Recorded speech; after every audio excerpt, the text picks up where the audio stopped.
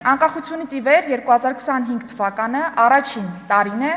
երբ մեր քաղաքացիների միգրացիոն դրական սալդո ունենք։ Սա նշանակում է, որ արտագաղթը վերափոխվել է ներգաղթի և սա հիրավի հաստատված խաղաղության ոլորտային բարեփոխումների արդյունք է։ Երկրորդը, Հայաստանը միակ պետությունն է, ում հետ Եվրոպական միությունը ակտիվ երկխոսություն է վարում վիզաների ազատականացման թեմայով և Հայաստանը միակ պետությունն է,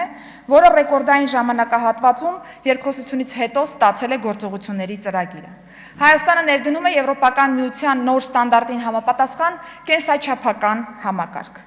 Ներքին գործերի նախարարության համակարգում հանրային ծառայությունների ոլորտում աննախադեպ ծավալի թվայնացման աշխատանքներ են իրականացվում։ Հայաստանն ընդգրկվել է World Travel Index-ի ճամփորդության համար աշխարհի ամենաապահով երկրների ցանկում և 193 երկրների շարքում 13-րդ տեղում է 90.27 ինդեքսով։ 2025 թվականի ամփոփ վիճակագրությամբ Հայաստանում կատարված հանցագործությունների և դրանցով հարուցված վարույթներով 2024 թվականի համադրությամբ ունենք 3.2% հանցավորության նվազում, ինչն իսկապես իրավապահ համակարգի համակարգված և արդյունավետ աշխատանքի արդյունքն է։ Հայաստանի ճանապարհներին 2024-25 թվականների հանրագումարով խնայվել է 95 կյանք, չնայած տրանսպորտային միջոցների անընդհատ աճին։ Աճել է ոստիկանության նկատմամբ վստահության մակարդակը հասցնելով հարցվածների 61%-ի։ Չնայած արտակարգ դեպքերի և պատահարների թվի աճին 2025 թվականին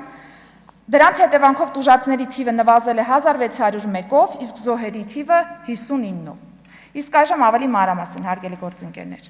Անդրադառնալով միգրացիա և քաղաքացիության ոլորտին, ուզում եմ նշել, որ մենք ստացել ենք արդեն գործողությունների ծրագիրը ՀՀԵՄ վիզաների ազատականացման երկխոսության շրջանակներում և պիտի փաստեմ, որ սա նաև վերաբերում է այն ոլորտներին, որոնք հենց կառավարության բարեփոխումների օրակարգում են։ Խոսքս միգրացիոն ոլորտին է վերաբերում, ապաստանի հարցեր, հանրային անվտանգություն, մարդու իրավունքներ, սահմանների համալիր կառավարում, կազմակերպված հանցավորության դեմ պայքար, կոռուպցիայի դեմ պայքար և այսպես շարունակ։ Նշեմ, որ նախարարությունը ունի համակարգողի դեր ընդհանուր պետական մարմինների շրջանակներում և պիտի փաստեմ, որ առաջին զեկույցը գնահատման պատիվ կունենանք ունենալու մայիսին և վստահ եմ, որ երկկողմ դրական արդյունքներ ենք արձանագրելու։ Այս համատեքստում իհարկե անընդհատ հարց է հնչում, չկա մտավախություն, որ վիզաների ազատականացման շրջանակներում մենք ունենանք արտագաղթի ռիսկ դեպի Եվրոպական միություն, հարգելի գործընկերներ, ես ուզում եմ վստահությամբ նշել, որ նմանատիպ մտավախություն Հայաստանի Հանրապետությունը չունի, որովհետև Հայաստանի Հանրապետությունում հաստատված խաղաղության ոլորտային բարեփոխումների արդյունքում է, որ արտագաղթը վերաճել է ներգաղթի և այս պայմանների խնամքով պահպանման պայմաններում վստահաբար ներգաղթի միտումները գնալով ավելի կշատանան։